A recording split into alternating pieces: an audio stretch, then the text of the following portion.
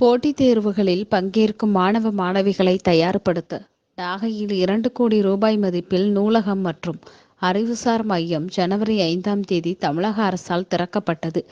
அறிவை வளர்க்கும் ஆயுத மையத்தில் மாணவர்கள் பயன்பெறும் வகையில் அங்கு கம்ப்யூட்டர்கள் மற்றும் பல்வேறு புத்தகங்கள் வைக்கப்பட்டுள்ளன.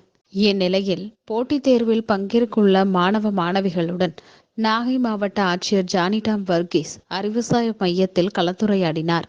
அப்போது மாணவர்கள் மத்தியில் பேசிய ஆட்சியர், அறிவை தீட்டிக் கொள்ளவும் போட்டித் தேர்வில் வெற்றி பெற வேண்டும் என்றால் மாணவ மாணவிகள் கட்டாயம் ஆங்கிலம், ஹிந்தி, தமிழ் ஆகிய 3 மொழிகளையும் சரளமாக தெரிந்து வைத்திருக்க வேண்டும் என்றும், மும்மொழிகளிலும் கைதேர்ந்தவர்களாக இருந்தால் மட்டுமே போட்டித் தேர்வை எதிர்கொள்ள முடியும் என்றும் கூறினார்.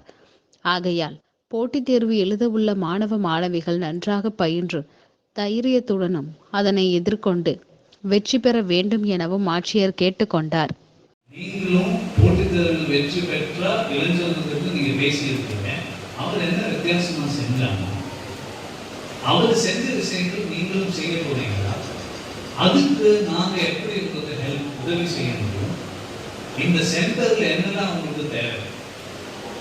சப்போஸ் நீங்க சொல்றாங்க எங்களுக்கு இங்கிலீஷ் தான் பிரச்சனை. நான் ஏற்கனவே ஒரு மாணவர்களுக்கு பேசும்போது அவன் ஸ்கூல்லாம் கிளியர் பண்ணி மேலே வந்துருச்சு. அவன் என்ன சொல்றேன்னா, சார் NBA எக்ஸாம் நாங்கள் எழுதுறோம். MBAன்னா ஆர்மி டிஃபென்ஸ் சர்வீசஸ் சேரும்போது நாங்கள் எழுதும்போது அங்கே செலெக்ஷன்ல நம்ம ரிட்டன் எக்ஸாம் பாஸ் பண்ணா கூட அதுக்கப்புறம் என்ன இருக்கு, குரூப் டிஸ்கஷன் சொல்லி ஒன்று இருக்கு. அதுல குரூப் டிஸ்கஷன் எந்த லாங்குவேஜ் நடக்கும்? இங்கிலீஷ்ல நடக்கும். ஆனா ஒரு வேலை அங்கே ஹிந்திக்கு கூட நடக்கிறதுக்கு வாய்ப்பு இருக்கு.